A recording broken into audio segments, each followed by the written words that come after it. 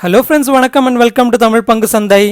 இன்னைக்கு overall stock மார்க்கெட்டில் ஓரளவுக்கு வீக்காக பர்ஃபார்ம் பண்ண செக்டார்ஸ்னு பார்க்குறப்போ கமாடிட்டிஸ் அண்ட் ஆட்டோ, அண்ட் அதுவே ஓரளவுக்கு பெட்டராக பர்ஃபார்ம் பண்ண செக்டார்ஸ்னு பார்க்குறப்போ எஃப்எம்சிஜி செக்டார். ஓகே, அடுத்து இன்னைக்கு நிஃப்டி 50 பார்க்குறப்போ கிட்டத்தட்ட 2 பாயிண்ட்ஸ் இன்க்ரீஸ் ஆகி 0.01% பாசிட்டிவ்ல 16,636 க்ளோஸ் ஆயிருக்கு. அண்ட் இன்னைக்கு நிஃப்டி 50 டாப் கெய்னர்ஸ்னு பார்க்குறப்போ Britannia, Tata consumer, BPCL, HDFC life and Reliance. And அதுவே டாப் லூசர்ஸ்னு பார்க்குறப்போ Bharti Airtel, JSW steel, Maruti, SBI and Hindalco. அடுத்து பேங்க் நிஃப்டி பார்த்தீங்கன்னா கிட்டத்தட்ட 31 பாயிண்ட்ஸ் இன்க்ரீஸ் ஆகி 0.09% பாசிட்டிவ்ல 35,617 க்ளோஸ் ஆயிருக்கு. அண்ட் இன்னைக்கு பேங்க் நிஃப்டியோட டாப் கெய்னர்ஸ்னு பார்க்குறப்போ axis bank, ICICI bank, RBL bank and Kotak Mahindra bank. And அதுவே டாப் லூசர்ஸ்னு பார்க்குறப்போ federal bank, PNB, SBI, IndusInd bank and AU bank. Okay, further வீடியோக்குள்ள போறதுக்கு முன்னாடி நீங்க நம்ம தமிழ் பங்கு சந்தை சேனலை சப்ஸ்கிரைப் பண்ண மறந்துட்டீங்கன்னா கண்டிப்பா சப்ஸ்கிரைப் பண்ணிக்கோங்க. அண்ட் அப்படியே பக்கத்தில் இருக்கிற பெல் நோட்டிஃபிகேஷனையும் கிளிக் பண்ணிக்கோங்க. அண்ட் நம்மளோட கண்டென்ட் உங்களுக்கு பிடிச்சிருந்ததுன்னா கண்டிப்பா லைக் அண்ட் கமெண்ட் பண்ணுங்க. ஜஸ்ட் ஒரு செகண்ட் கூட ஆகாது, ஒரு லைக்கும் கமெண்ட்டும் பண்ணிட்டு இந்த வீடியோவை உங்க ஃப்ரெண்ட்ஸ் அண்ட் ஃபேமிலிஸ்க்கு ஷேர் பண்ணுங்க. அண்ட் நம்மளோட ஒர்க்கை நீங்க சப்போர்ட் பண்ணணும்னு நினைச்சீங்கன்னா நீங்களோ இல்லை உங்க ஃப்ரெண்ட்ஸோ புதுசா எந்த ஒரு அக்கௌண்ட் ஓபன் பண்றதா இருந்தாலும் நம்ம சேனலோட ரெஃபரல் லிங்க்ஸை யூஸ் பண்ணிக்கோங்க. அண்ட் மார்க்கெட்டோட ஃப்ரீ லைவ் அப்டேட்ஸுக்கு இந்த வீடியோட ஃபர்ஸ்ட் கமெண்ட்ல இருக்கிற டெலிகிராம் லிங்கை கிளிக் பண்ணி நம்ம டெலிகிராம் சேனலை ஜாயின் பண்ணிக்கோங்க.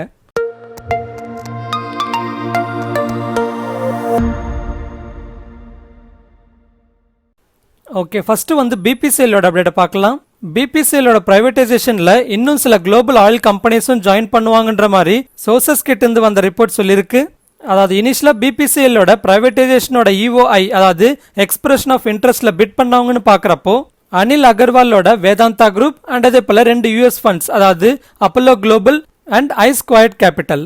அண்ட் அதுவே யாரெல்லாம் EOIல பிட் பண்ணலன்னு பார்க்குறப்போ முகேஷ் அம்பானி பிட் பண்ணல, அண்ட் அதே போல கௌதம் அதானி பிட் பண்ணல.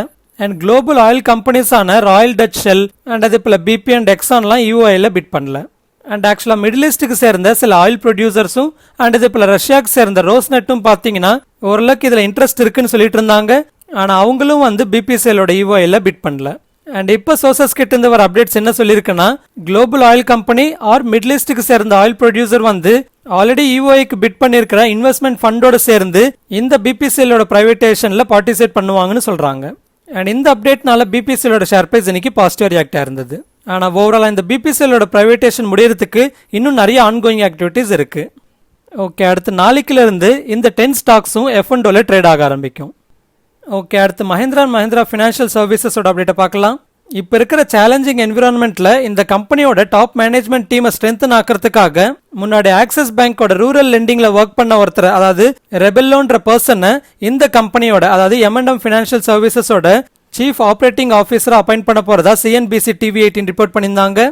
அண்ட் ஈவன் அந்த அப்டேட்டை M&M ஃபினான்ஷியல் சர்வீசஸோட வைஸ் சேர்மன் அண்ட் MD-ஆன ரமேஷ் ஐயர்கிட்டையும் கன்ஃபார்ம் பண்ணாங்க.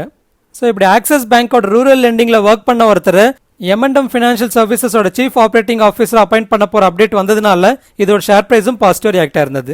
அண்ட் அதே போல வைஸ் சேர்மன் அண்ட் மேனேஜிங் டைரக்டரான ரமேஷ் ஐயர் அவங்களோட ரீசன்ட் பர்ஃபார்மன்ஸ் பத்தியும் ஷேர் பண்ணியிருந்தாரு. Q1ல பார்த்தீங்கன்னா கிராஸ் NPA ரொம்பவே இன்க்ரீஸ் ஆயிருந்தது. Q4ல கிராஸ் NPA 8.96% இருந்தது. ஆனால் அது Q1ல 15.46% இன்க்ரீஸ் ஆயிருந்தது. ஆனால் இப்போ கலெக்ஷன் எல்லாமே ஓரளவுக்கு திரும்ப வந்துகிட்டு இருக்கிறதா சொல்லியிருக்காங்க. அதாவது ஜூலையோட கலெக்ஷன்ஸ் 95%க்கு மேலேயே இருந்ததா சொல்லியிருக்காரு. அண்ட் நியர் ஃபியூச்சர்ல நியூ வெஹிக்கிள்ஸோட ப்ரைஸஸ் இன்க்ரீஸ் ஆகுன்ற எக்ஸ்பெக்டேஷன் இருக்குன்னு சொல்லியிருக்காரு. அண்ட் அதனால டிஸ்பர்ஸ்மெண்ட்ஸும் ஸ்ட்ராங்கா இருக்கும்னு எக்ஸ்பெக்ட் பண்றதா சொல்லியிருக்காரு. அண்ட் அதே போல 30,000 to 40,000 கஸ்டமர்ஸ் முன்னாடி பே பண்ணாதவங்க இப்போ பே பண்றதுக்கு ஸ்டார்ட் பண்ணிருக்காங்கன்னு சொல்லியிருக்காரு. ஸோ டிமாண்ட் எல்லா ப்ராடக்ட்ஸ்லுமே வந்திருக்கிறதா சொல்லியிருக்காரு. ஆனால் accept heavy commercial vehicles and அதே போல டாக்ஸி ஆர் ஸ்கூல் பஸ்ஸஸ்னு சொல்லியிருக்காரு. ஸோ இந்த ஓவரால் அப்டேட்ஸ்னால இதோட ஷேர் பிரைஸ் இன்னைக்கு பாசிட்டிவ் ரியாக்ட் ஆயிருந்தது. ஓகே, அடுத்து Affle Indiaவோட அப்டேட்டை பார்க்கலாம். Affle India கம்பெனியோட போர்டு ஸ்டாக் ஸ்பிளிட்க்கு அப்ரூவல் கொடுத்திருக்கிறதா அப்டேட் பண்ணியிருக்காங்க. அண்ட் இந்த ஸ்டாக் ஸ்பிளிட்ல இப்போ இருக்கிற 10 rupees face value 2 rupees split ஆகும்னு சொல்லியிருக்காங்க. ஸோ அப்படி பார்க்குறப்போ 5ஆல ஸ்பிளிட் ஆகுது. ஸோ இதோட ஷேர் பிரைஸ் பார்த்தீங்கன்னா 5ஆல் டிவைட் ஆகும். அண்ட் அதே டைம்ல நம்பர் ஆஃப் ஷேர்ஸ் பார்த்தீங்கன்னா 5ஆல மல்டிப்ளை ஆகும். ஸோ அதனால ஆஸ் எ இன்வெஸ்ட்மெண்ட் வேல்யூன்னு பார்க்குறப்போ எந்த ஒரு சேஞ்சும் இருக்காது. ஆனால் ஸ்டாக் ஸ்பிளிட் ஆகிறப்ப ஷேர் பிரைஸ் ரெடியூஸ் ஆகுறதுனால நிறைய ரீட்டைல் பார்ட்டிசிபென்ட் வரத்துக்கு வாய்ப்பு இருக்குன்ற பாசிட்டிவ் எக்ஸ்பெக்டேஷன்ல இதோட ஷேர் பிரைஸ் பாசிட்டிவா ரியாக்ட் ஆயிட்டு இருக்கு. அண்ட் இந்த ஸ்டாக் ஸ்பிளிட்க்கு record date October 8th fix பண்ணியிருக்காங்க. ஓகே, அடுத்து 3A Infotechன்ற ஒரு கம்பெனியோட அப்டேட்டை பார்க்கலாம். ஆக்சுவலாக அந்த கம்பெனி பார்த்தீங்கன்னா டிஃப்ரெண்ட்டாக ரிவர்ஸ் ஸ்டாக் ஸ்பிளிட் அனௌன்ஸ் பண்ணியிருக்காங்க. ரிவர்ஸ் ஸ்டாக் ஸ்பிளிட்ன்றது ஸ்டாக் ஸ்பிளிட்டுக்கு அப்படியே ஆப்போசிட். அதாவது ஸ்டாக் ஸ்பிளிட்டில் என்ன பண்ணுவாங்க, ஃபேஸ் வேல்யூ குறைப்பாங்க, அதனால் ஷேர் ப்ரைஸ் குறையும் and number of shares increase ஆகும். ஆனால் ரிவர்ஸ் ஸ்டாக் ஸ்பிளிட்டில் ஃபேஸ் வேல்யூவை இன்க்ரீஸ் பண்ணுவாங்க அண்ட் அதனால் ஷேர் ப்ரைஸ் இன்க்ரீஸ் ஆகும், ஆனால் நம்பர் ஆஃப் ஷேர்ஸ்ன்றது ரெடியூஸ் ஆகும். அண்ட் இந்த ரிவர்ஸ் ஸ்டாக் ஸ்பிளிட்டுக்கு ரெக்கார்ட் டேட் பார்த்தீங்கன்னா 31st ஆகஸ்ட்னு ஃபிக்ஸ் பண்ணியிருக்காங்க. ஸோ அப்படி பார்க்குறப்போ இதோட ஷேர்ஸை நாளைக்கு வரைக்கும் தான் வாங்க முடியும். ஸோ முன்னாடியே வாங்கியிருந்தாலோ இல்லை நாளைக்கு வாங்கினாலோ இந்த ரிவர்ஸ் ஸ்டாக் ஸ்பிளிட்டில் நீங்கள் எலிஜிபிள் ஆவீங்க. அண்ட் இவங்களோட ரிவர்ஸ் ஸ்டாக் ஸ்பிளிட்டில் 1 ரூபீஸாக இருக்கிற ஃபேஸ் வேல்யூ வந்து 10 ரூபீஸாக இன்க்ரீஸ் ஆகும்னு சொல்லியிருக்காங்க. ஸோ இப்போ இருக்கிற ஷேர் ப்ரைஸான அரௌண்ட் 8 ரூபீஸ்ன்றது 80 ரூபீஸாக இன்க்ரீஸ் ஆகும். ஆனால் நீங்கள் ஹோல்ட் பண்ணுற நம்பர் ஆஃப் ஷேர்ஸ்ன்றது 10ஆல் டிவைட் ஆகிடும். அண்ட் இந்த ரிவர்ஸ் ஸ்டாக் ஸ்பிளிட் பண்ணுறதுக்காக நாளைக்கு மார்க்கெட் க்ளோசிங் ஹவர்ஸ்லேருந்து இதோட ஷேர்ஸ் வந்து டீலிஸ்ட் ஆகிடும்னு சொல்லியிருக்காங்க. ஸோ இதோட ஷேர்ஸ் வந்து நாளைக்கு எந்த ப்ரைஸில் க்ளோஸ் ஆகுதோ அந்த ப்ரைஸில் டீலிஸ்ட் ஆகும். அண்ட் அதுக்கப்புறமா ஷேர் ப்ரைஸ் வந்து க்ளோசிங் ப்ரைஸ்லேருந்து 10ஆல் மல்டிப்ளை ஆகி அண்ட் உங்களோட நம்பர் ஆஃப் ஷேர்ஸும் வந்து 10ஆல் டிவைட் ஆகி மறுபடியும் மார்க்கெட்டில் ரீலிஸ்ட் ஆகும். ஆனால் மறுபடியும் எப்போ மார்க்கெட்டில் ரீலிஸ்ட் ஆகுன்ற டேட் வந்து இன்னும் அனௌன்ஸ் பண்ணல. ஸோ ஞாபகம் வச்சுக்கோங்க, நீங்கள் ஆல்ரெடி வாங்கியிருந்தாலோ இல்லை நாளைக்கு வாங்கினாலோ உங்களோட ஷேர்ஸ் டீலிஸ்ட் ஆகும். ஆனால் எப்போ மறுபடியும் ரிலீஸ்ட் ஆகுன்றது தெரியாது.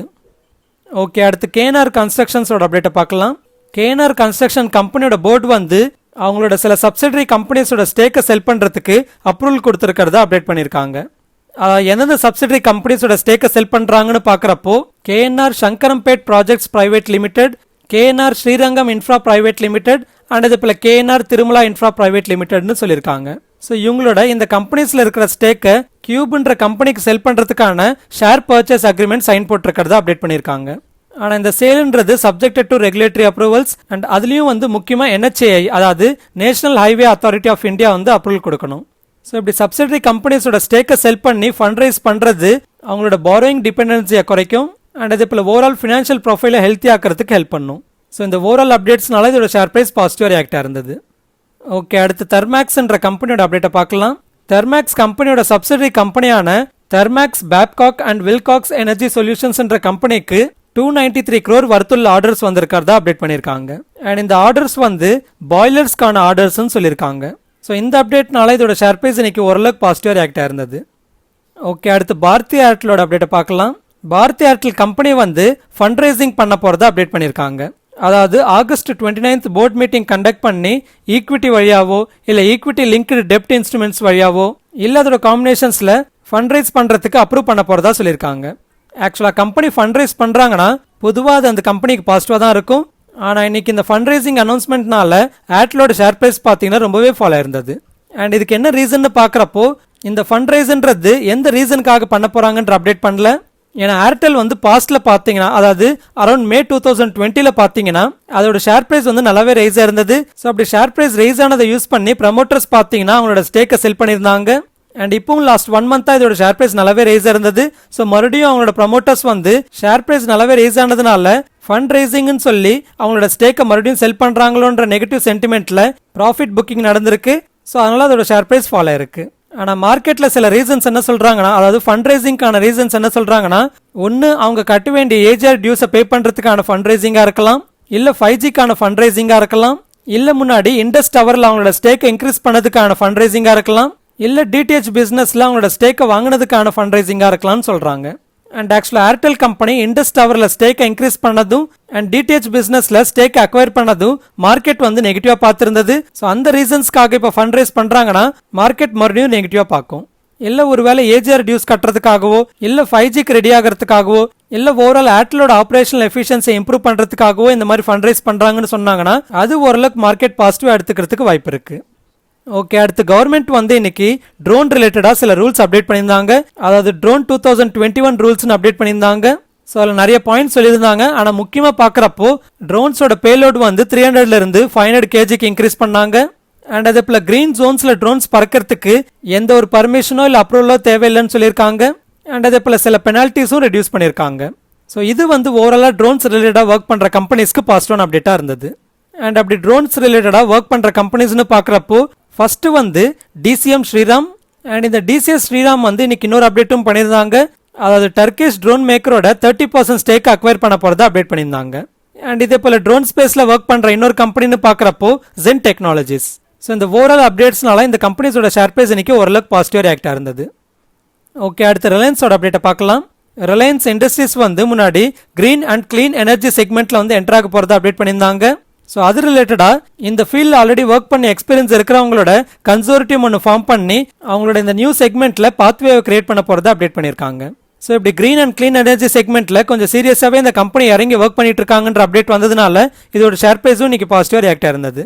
அண்ட் இதே போல் ரிலையன்ஸ் லைஃப் சயின்சஸ் கம்பெனி வந்து அவங்க டெவலப் பண்ண கோவிடோட வேக்சினுக்கு ஃபேஸ் 1 கிளினிக்கல் ட்ரையல் பண்ணுறதுக்கான அப்ரூவலுக்கு வந்து ரிக்வஸ்ட் பண்ணியிருக்காங்க.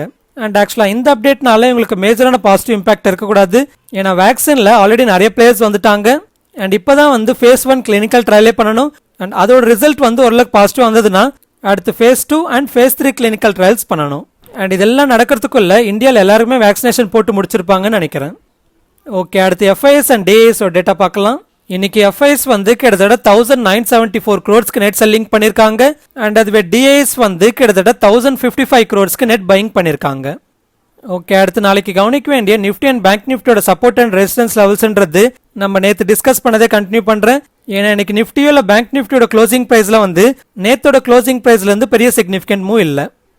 ஓகே, அடுத்து நெக்ஸ்ட் வீக் எக்ஸ்பைரி ஆகிற நிஃப்டியோட ஆப்ஷன் செயின் பார்க்குறப்போ கால் ஆப்ஷன் சைடில் அதிகமான ஓப்பன் இன்ட்ரெஸ்ட் வந்து 16,700 ஸ்ட்ரைக் ப்ரைஸில் இருக்கு. ஆனால் இதே ஸ்ட்ரைக் ப்ரைஸில் புட் ஆப்ஷன் சைட்லையும் ஓரளவுக்கு சிக்னிஃபிகண்டான ஓப்பன் இன்ட்ரெஸ்ட் இருக்கிறதுனால கால் ஆப்ஷன் சைடில் இருக்கிற அடுத்த அதிகமான ஓப்பன் இன்ட்ரெஸ்டான 16,800 ஸ்ட்ரைக் ப்ரைஸை பார்க்குறேன். அடுத்து புட் ஆப்ஷன் சைடில் அதிகமான ஓப்பன் இன்ட்ரெஸ்ட்னு பார்க்குறப்போ 16,600 ஸ்ட்ரைக் ப்ரைஸில் இருக்கு. ஆனால் இதே ஸ்ட்ரைக் ப்ரைஸோட கால் ஆப்ஷன் சைட்லையும் சிக்னிஃபிகண்டான ஓப்பன் இன்ட்ரெஸ்ட் பில்டாக இருக்கிறதுனால புட் ஆப்ஷன் சைடில் இருக்கிற அடுத்த அதிகமான ஓப்பன் இன்ட்ரெஸ்டான 16,500 ஸ்ட்ரைக் ப்ரைஸை பார்க்குறேன்.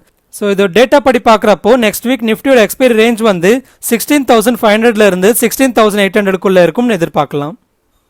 ஸோ இது ஃப்ரெண்ட்ஸ் ஃபைனலி நம்ம வீடியோ. ஸ்டாக் மார்க்கெட் ரிலேட்டடாக லேட்டஸ்ட் அப்டேட்ஸ் வேணும்னா டிஸ்கிரிப்ஷன் ஆர் ஃபர்ஸ்ட் கமெண்ட்ல இருக்கிற டெலிகிராம் லிங்கை கிளிக் பண்ணி டெலிகிராம் சேனலை ஜாயின் பண்ணிக்கோங்க. இந்த கண்டென்ட் உங்களுக்கு பிடிச்சிருந்ததுன்னா கண்டிப்பாக லைக் பண்ணுங்க. அப்படியே உங்கள் ஃப்ரெண்ட்ஸ் அண்ட் ஃபேமிலிஸ்க்கும் ஷேர் பண்ணுங்க. அண்ட் அப்படியே இந்த வீடியோ ரிலேட்டடாக எந்த ஒரு கமெண்ட்டாக இருந்தாலும் பண்ணுங்க. ஈவன் சூப்பராக இருக்கு, நல்லா இருக்கு, செம்மையா இருக்குன்னு கூட கமெண்ட் பண்ணுங்க.